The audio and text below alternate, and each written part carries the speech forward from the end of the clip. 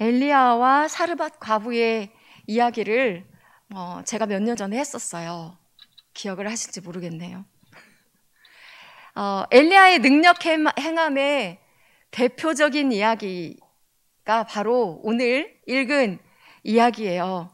주일학교 어린 아이부터 어른까지 아주 많이 알고 있는 이야기입니다. 일단 이야기거리가 재밌잖아요. 또 이 이야기에서 말씀하고자 하는 것이 무엇인가 쉽게 찾아낼 수 있어요. 그래서 아이들에게도 아주 많이 들려주는 말씀입니다. 제가 주일학교랑 중고등부 때 들었던 사르밧 과부의 이야기는 이랬어요. 가물어서 먹을 것이 없을 때 엘리야가 사르밧으로 갔고 거기서 가난한 과부를 만났는데 이 과부는 통에 가루도 기름병에 기름도 다 떨어져서 빵 한 번 딱 만들어 먹고 죽으려는 참이었다. 그런데 엘리야가 와서 자신을 위해 먼저 빵을 만들어 오라고 했고 여인이 자신과 아들 먹을 것도 부족한데 엘리야의 말에 순종했다. 그랬더니 통에 가루도 기름병에 기름도 떨어지지 않고 가뭄에 잘 살 수 있었다. 그 아들이 병들어 죽었을 때 엘리야가 거기 있었기 때문에 살려냈다. 이건 다 그 과부의 순종함 때문이다 라고 이야기를 들었고요. 지금도 우리는 그렇게 이야기합니다. 대략적인 내용이 성경에 다 나와 있는 것이지만 결론은 언제나 사르밧 과부의 순종으로 내려졌던 것을 기억해요. 이 순종의 이야기가 틀렸다는 게 아니고요. 어려운 상황에, 정말 어려운 상황이었잖아요. 거기에 순종한 거 맞아요. 근데 하나님은 사르밧 과부의 순종 이야기 하시려고 굳이 엘리야를 사르밧으로 보내셨고 이 거창하고 놀라운 이야기를 엘리야를 통해서 하고 계시냐라는 거예요. 우리는 사르밧 과부와 엘리야 이야기 속 전체에서 흐르고 있는 하나님의 사랑을 발견할 수 있어야 합니다. 9절에 보면 사르밧 과부에게 엘리야를 보내신 분이 하나님이신 것 분명히 알 수 있죠. 우리 9절 다시 한번 읽어볼까요? 시작. 너는 일어나 시돈에 속한 사르밧으로 가서 거기 머물라. 내가 그곳 과부에게 명령하여 내게 음식을 주게 하였느니라. 시돈에 속한 사르밧이라고 해요.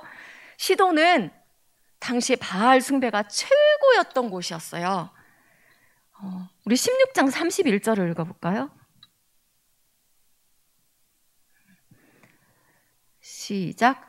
느밧의 아들 여로보암의 죄를 따라 행하는 것을 오히려 가볍게 여기며 시돈 사람의 왕 엣바알의 딸 이세벨을 아내로 삼고 가서 바알을 섬겨 예배하고. 이게 누구 얘기냐면 아합 이야기죠. 우리가 읽었듯이 시돈은 아합 왕의 부인 이세벨의 고향이고요. 이세벨 때문에 아합 왕과 백성들도 완전히 바알 숭배에 빠져 있던 때입니다. 그런데 굳이 하나님은 엘리야를 시돈에 있는 사르밧 과부에게 가라 하세요. 그리고 과부에게 이미 엘리야가 오면 음식을 주도록 명령하셨다고 하시네요. 이것을 잘못 이해하면 이미 사르밧 과부는 하나님을 믿는 사람인 것처럼 그렇게 보여질 수 있어요. 그러나 사르밧 과부는 하나님을 믿는 여자가 아닌 걸 오늘 본문의 내용들을 보면 알 수가 있습니다. 그가 살고 있는 곳이 바로 시돈에 속한 곳이고요. 바알 숭배가 가장 강했던 곳임을 알 수 있습니다. 12절에서 이 여인은 하나님을 부를 때 당신의 하나님 여호와라고 불러요. 24절에서는 내가 이제야 당신은 하나님의 사람이고 당신의 입에 있는 여호와의 말씀이 진실한 줄 안다. 이렇게 말해요. 모든 사건이 다 지나간 뒤에야 이렇게 말하는 걸 볼 수 있어요. 그래서 그 여자가 처음부터 하나님을 믿는 여자는 아니었다라는 걸 말해주고 있죠. 근데 하나님이 과부에게 명령해서 엘리야에게 음식을 주라고 했다는 건 무슨 의미일까요? 하나님이 일하고 계시다라는 것을 말씀하고 있어요. 하나님은 이미 그 이방 땅 바알 숭배로 가득한 땅에 있는 아주 가난한 과부를 알고 계세요. 엘리야를 통해서 하나님은 그를 찾아가실 거예요. 그리고 그의 마음을 여실 것이고요. 하나님이 이미 그것을 계획하고 계시다는 겁니다.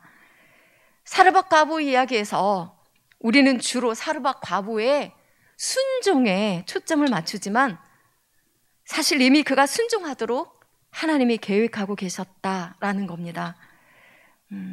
여기서 잠시 우리 하나님이 사회에서 약한 자들을 향해 어떤 마음이신지를 보도록 하겠습니다. 우리 출애굽기 22장 21절에서 27절 안 찾을 거예요.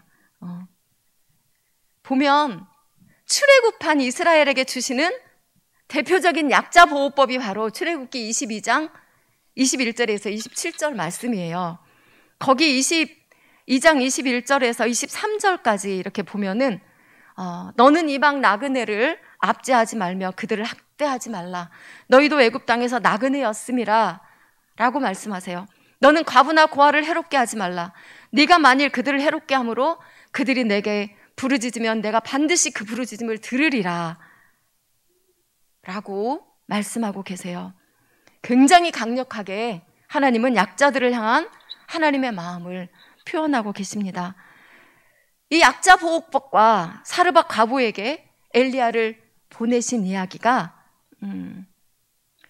아무 상관없는 이야기가 아닙니다.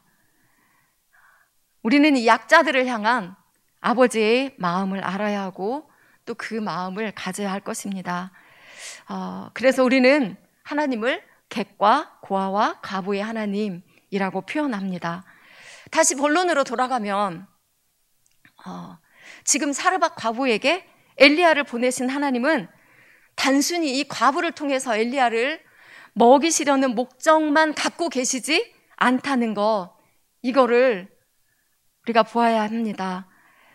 엘리야가 하나님 말씀대로 사르밧으로 갔고요, 성문에 이르러서 나뭇가지 줍는 과부를 만났습니다. 먼저는 물을 달라고 엘리야가 요청했어요. 그런데 곧바로 떡 한 조각을 가져오라 라고 이렇게 요청합니다. 이 부분은 엘리야가 지금 이 여인이 하나님이 말씀하신 그 여인인가를 확실히 알기 위해 시험한 것으로 볼 수 있다고 합니다. 당시 팔레스틴 지역에서는요, 나그네가 목말라서 물 좀 주십시오 라고 하면 손님에게 물 대접하는 것을 아주 최고의 의무로 여기고 있었다고 해요. 물을 요청하는 엘리야에게 이 여인이 바로 물을 주려고 합니다. 이때 엘리야는 떡 한 조각을 만들어 오라고 해요. 만약에 이 여인이 이 말에 순종해서 하나님이 엘리야를 공개하도록 정하신 그 과부인가를 엘리야가 알기를 원했어요. 근데 그때 그 여인이 이렇게 말하죠. 당신의 하나님 여호와께서 살아계심을 두고 맹세하는데 나는 떡이 없고 다만 통에 가루 한 움큼과 병에 기름 조금뿐입니다. 내가 나뭇가지 둘 주워다가 나와 내 아들을 위해 음식 만들어 먹고요, 그 후에는 죽을 겁니다. 이 여자 너무 가련하고 불쌍하죠. 맹세하면서 말하고 있어요.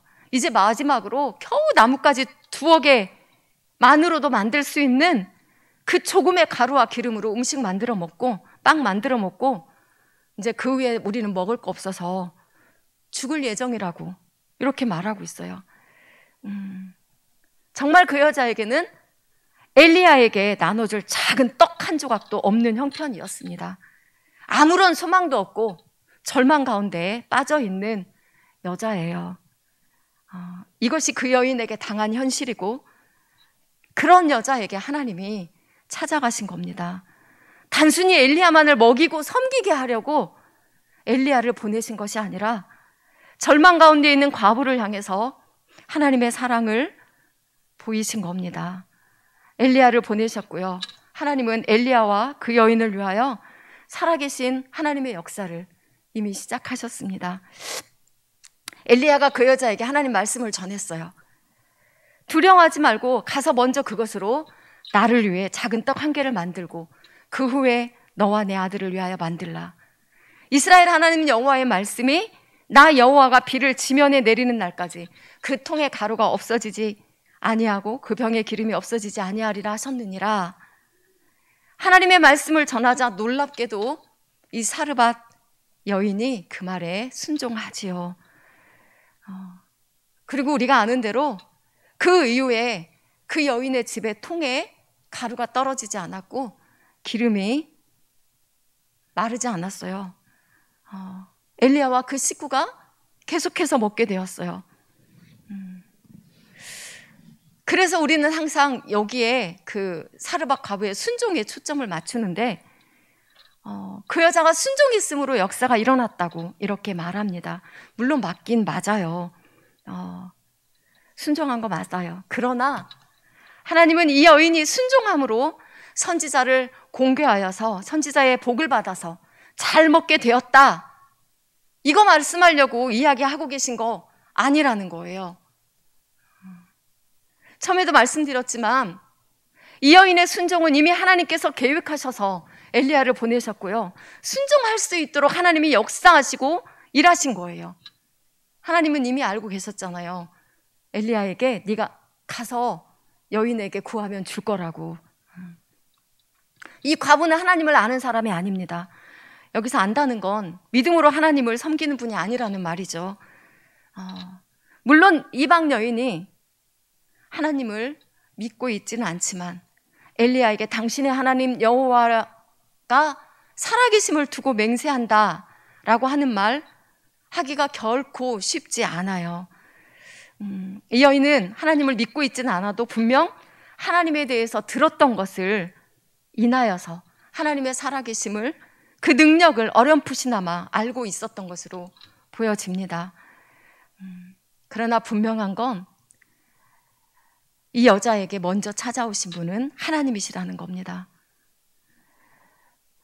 이 여자는 하나님이 보내신 엘리야를 만나지 않았다면 말 그대로 나뭇가지 2개로 빵을 만들어 먹고 아주 조금 남은 그 양식 먹고 나면 죽을 지경에 아마 이를 것이었어요. 그 여인에게 찾아온 하나님의 사람 엘리야는 생명의 양식을 공급해 준 것이었고요. 그 일은 이미 하나님이 계획하신 것입니다. 우리는 이 말씀에서 참 생명의 떡이신 예수님을 기억합니다. 빈들에서 예수님과 함께 있었던 수많은 사람들, 그리고 때가 되어 배고파진 사람들, 그러나 지금 예수님께 가져온 것은 보리떡 5개와 물고기 2마리입니다. 예수님께 들려진 그 오병이어는 떼어주고 또 떼어줘도 떨어지지 않았고요, 마르지 않았고 남자만 5,000명 먹고도 12강주리가 남았습니다. 예수님께 무엇이 많고 적음이 전혀 문제가 되지 않습니다. 그분 자체가 모든 것을 창조하신 분이기 때문입니다. 우리 예수님은 당신이 하늘에서 내려온 떡임을 가르치세요. 요한복음 6장 33절을 한번 잠깐 찾아볼게요. 요한복음 6장 33절.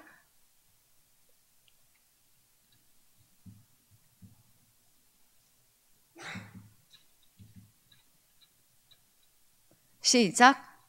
하나님의 떡은 하늘에서 내려 세상에 생명을 주는 것이니라.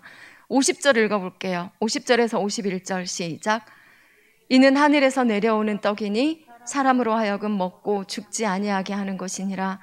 나는 하늘에서 내려온 살아있는 떡이니 사람이 이 떡을 먹으면 내가 줄 떡은 곧 세상의 생명을 위한 내 살이니라 하시니라. 아멘. 참으로 사람을 살리는 생명의 양식은 하나님께로부터 옵니다. 그 여인이 엘리야에게 준 작은 떡 한 조각의 순종이 이 집 사람들에게 생명의 양식이 된 것처럼 말씀하고 있습니다만, 사실 이 모든 것은 이들을 향한 하나님의 사랑에서 시작되었습니다. 정말 중요한 것은 하나님의 사랑은 그들에게 육의 양식을 먹이셔서 그들을 살게 하신 것으로 끝나지 않았다는 거예요. 그 후에 여인의 아들이 병들었어요. 증세가 위중하다가 죽어버렸습니다. 그때 이 여인의 반응은 정말 놀랍습니다. 이렇게 말해요. 당신이 왔기 때문에 내 죄가 생각났다고. 이게 뭔 말일까요? 당신이 와서 내 아들이 죽었기 때문에 내 죄로 인해서 아들이 죽었다는 걸 내가 안다, 이 말입니다. 당신이 왔기 때문에 결국은 내 아들이 죽었다라는 거예요. 어째서 이 여인은 이런 말을 하고 있을까요?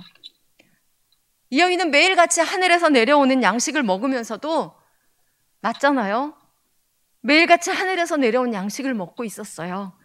근데 실상 아직도 하나님을 알지 못하고 있었다는 걸 알 수 있습니다. 어쩌면 자신의 죄를 깨달았다고 하는 것에서 하나님의 사랑과 함께 살면서 하나님께로부터 오는 거절할 수 없는 은혜 때문에 자신이 죄인임을 깨달아 알 수도 있었을 거예요. 그러나 지금 이 여인의 말은 원망밖에는 없어요. 원망의 말로밖에 들리지 않습니다.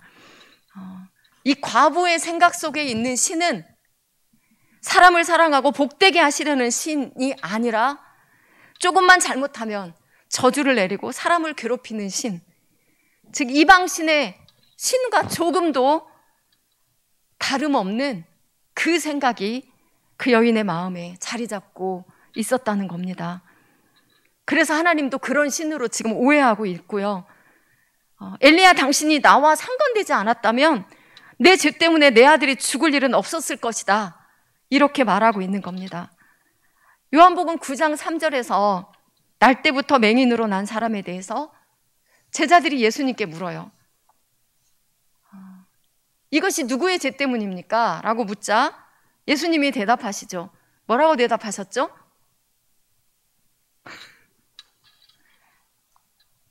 이 사람이나 그 부모의 죄로 인한 것이 아니라 그에게서 하나님이 하시는 일을 나타내고자 한다, 라고 이렇게 주님이 말씀하셨어요. 우리 에스겔 18장 1절에서 4절을 찾아볼까요? 3절까지 에스겔 18장 1절에서 3절을 읽겠습니다.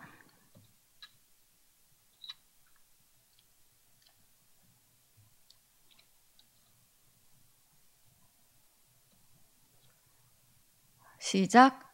또 여호와의 말씀이 내게 임하여 이르시되 너희가 이스라엘 땅에 관한 속담에 이르기를 아버지가 신포도를 먹었으므로 그의 아들의 이가 시다고 함은 어찌 됨이냐.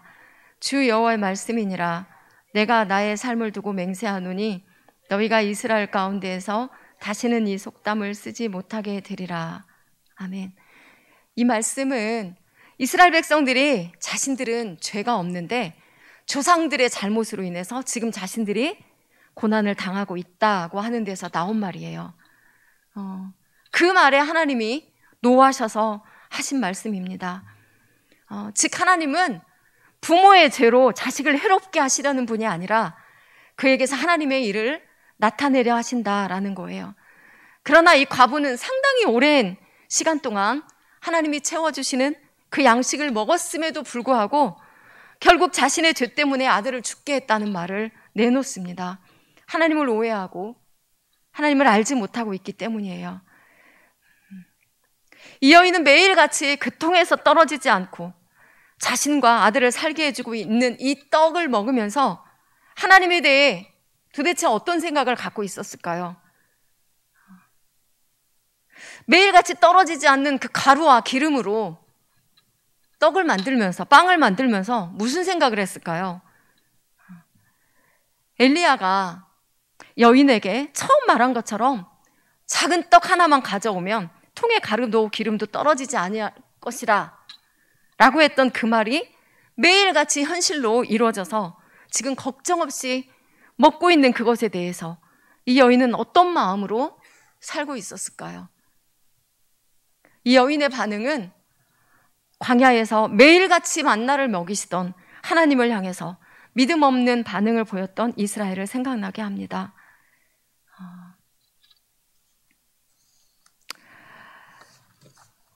광야에서 먹을 것이 떨어지자 아주 맹렬하게 모세와 아론을 원망합니다.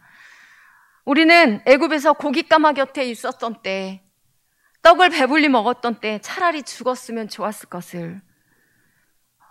그들의 원망을 하나님이 들으시고 그들에게 하늘에서 만나를 내려주시죠. 만나를 처음 본 이스라엘의 반응이 어땠죠? 너무 놀라워서 이것이 무엇이냐? 이게 만나예요. 하늘에서 양식이 내려오다니. 하나님만이 주실 수 있는 양식에 놀라고 기뻐서 그런 반응을 보였지만, 그러나 시간이 흐르면서 그들이 이 만나에 대해서 뭐라고 얘기하냐면, 우리는 이 음식을, 하찮은 음식을 싫어한다라고 말해요. 입에 물리고 더 이상 전혀 귀하지 않은 음식이 되어버린 거죠. 민수기 21장 5절을 보면 백성이 하나님과 모세를 원망해서 이곳엔 먹을 것도 없고 물도 없다. 우리는 이제 이 하찮은 음식을 싫어한다. 이렇게 말하고 있습니다. 언제나 하나님을 향해서 불평 내놓고 감사하지 못하고 그들을 향한 하나님의 사랑을 저버리는 이스라엘. 그 이스라엘은 지금 엘리야가 사르밧으로 와서 숨을 수밖에 없을 상황에 이르도록 여전히 하나님의 사랑을 거절하고 하나님을 떠나 바알과 아사라의 우상에 빠져있는 현실 속에 있습니다. 그때 하나님이 사르밧 과부에게 먼저 찾아오셨고요. 그녀의 가족에게 지금껏 하나님만이 주실 수 있는 양식을 먹게 했지만 지금 이 여인은 엘리야를 향해서 원망합니다. 아니, 어찌 지금 그 여인을 원망한다고 나쁘다고 얘기하세요? 모든 엄마들의 마음이 똑같은 거 아닙니까? 네, 공감해요. 저도 엄마잖아요. 공감해요. 아마 저는 더 엘리야와 하나님을 원망했을 것 같아요. 엘리야도 그 여인의 찢어지는 마음을 공감했을 겁니다. 그래서 엘리야가 일어나서 행동합니다. 사실 하나님이 주신 양식으로 그와 엘리야와 그의 식구가 여러 날 먹었다라고 되어 있고, 그 일 후에 이제 아들이 죽은 걸로 되어 있어서 얼마나 엘리야가 이 집에 온 뒤에 시간이 흘렀는지는 알 수 없지만, 아무튼 다시 비가 올 때까지 양식을 주시겠다고 하셨으니까 꽤 시간이 흘렀을 거라고 봅니다. 그리고 엘리야가 그 기간 동안 어떤 다른 활동을 한 이야기도 전혀 없어요. 그저 하나님의 때를 기다리면서 이 여인의 집에 기거하고 있었을 겁니다. 그런데 이런 갑작스러운 일이 일어났고요. 엘리야는 두 말도 하지 않고 그 아들을 안고 자신이 기거하던 다락으로 올라갑니다. 그러나 엘리야도 똑같은 반응으로 하나님께 말해요.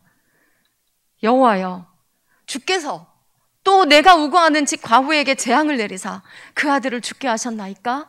라고 말합니다. 여기서 또라는 것은 엘리야를 통해서 3년 반 동안 비가 오지 않을 것을 선포하게 하셨고 이스라엘이 지금 기근으로 고통을 당하고 있는데 하나님 또 내가 기거하는 이 집에 재앙을 내리십니까? 이 상황을 실제로 우리의 현실로 가져온다면 과부도 엘리야도 이해가 될 듯 합니다. 내 아들이 죽었다고 생각하면 정말 끔찍하죠. 이 과부는 지금 처음 엘리야를 만났을 때 더는 먹을 것이 없어서 빵 한 조각 만들어 먹고 이제 죽으리라고 했던 그 상황과는 비교도 안 될 만큼 절망적인 상황을 만났습니다. 엘리야는 이 집에 머물면서 이 집 식구들과 아마 한 식구처럼 되었을 거예요. 그러니 모두가 절망에 빠질 수밖에 없고 엘리야도 똑같이 하나님 또 왜 이러십니까? 라는 반응이 나올 수 있을 거예요.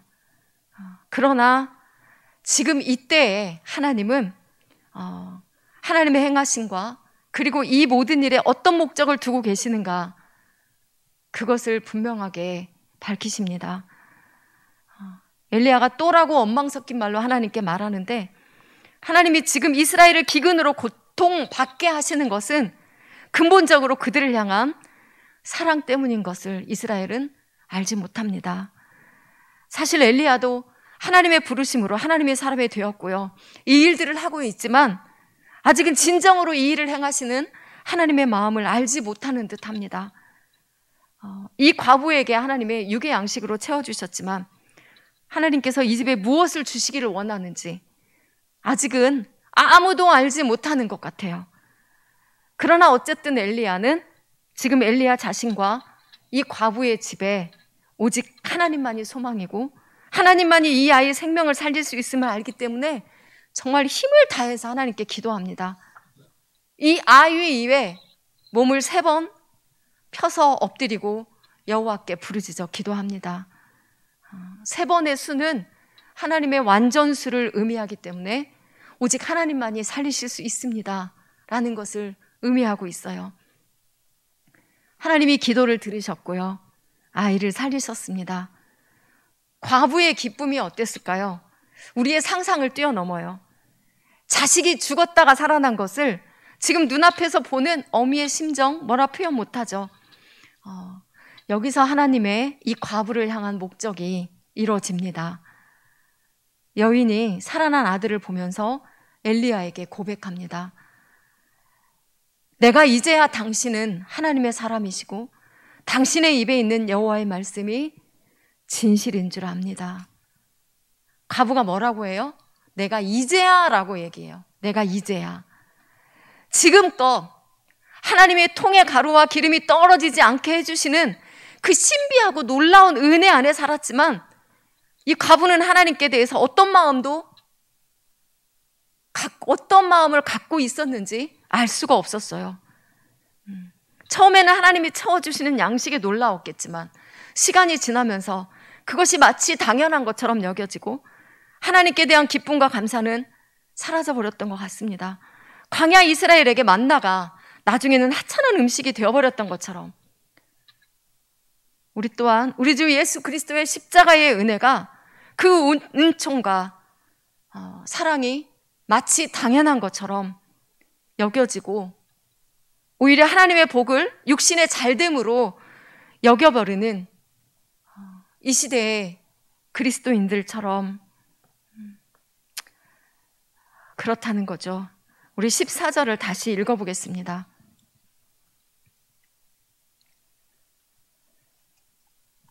시작. 이스라엘의 하나님 여호와의 말씀이 나 여호와가 비를 지면에 내리는 날까지 그 통에 가루가 떨어지지 아니하고 그 병에 기름이 없어지지 아니하리라 하셨느니라. 분명히 하나님이 말씀하셨다고, 분명히 하나님이 이렇게 말씀하셨다고 전했고 이 말씀은 그동안 내내 매일같이 이루어져 왔어요. 근데 아들이 죽었다가 살아난 이 놀라운 하나님의 권능 앞에서 과부가 고백하죠. 이제야 당신은 하나님의 사람이시고 이제야 당신의 입에 있는 하나님의 말씀이 진실인 줄 아노라 라고 고백하고 있습니다. 비록 이제야라고 했지만 이 고백이 우리 하나님의 기쁨이 되었을 겁니다. 그토록 오랫동안 우상을 숭배하는 지역에서 살았던 여인의 입에서 하나님을 고백하고 하나님을 알게 되었기 때문입니다. 하나님의 사랑은 육의 양식으로 채우셔서 그들을 만족하게 하시려는 것에 그치지 않으세요. 우리 주님이 오병이어로 5,000명을 먹이고 12황제를 남겼을 때 사람들은 우리 주님을 왕 삼으려고 억지로 왕 삼으려고 했지만 우리 주님이 그 자리를 피하셔서 제자들에게 하신 말씀은 그들에게 영적인 생명을 줄 생명의 떡이 바로 나다라고 분명하게 가르쳐 주세요. 하나님이 찾으시고 만나시는 그가 누구이든 간에 분명하게 하나님을 알고 하나님을 사랑하고 하나님의 사랑을 입고 살기를 하나님이 원하십니다. 이제 말씀을 마칩니다. 하나님은 엘리야를 굳이 사르밧으로 보내지 않으셔도 얼마든지 다른 통로로 먹게 하실 수 있는 분이세요. 얼마든지 다른 곳에 숨기실 수 있으시고 먹게 하실 수 있습니다. 그러나 굳이 사르밧 과부에게로 보내신 것은 과부를 구원하시려는 하나님의 선하심에 있습니다. 이것은 단지 그 과부 한 사람만을 구원하시려는 목적이 아니라 훗날 이스라엘이 끝내 예수님을 배척하는 것을 통하여서 장차 구원이 이방인에게로 넘어갈 것에 대한 예표이기도 합니다. 이 사르밧 과부의 이야기를 통해서 우리는 사람의 생명이 그 소유의 넉넉함에 있지 않음을 다시 보게 됩니다.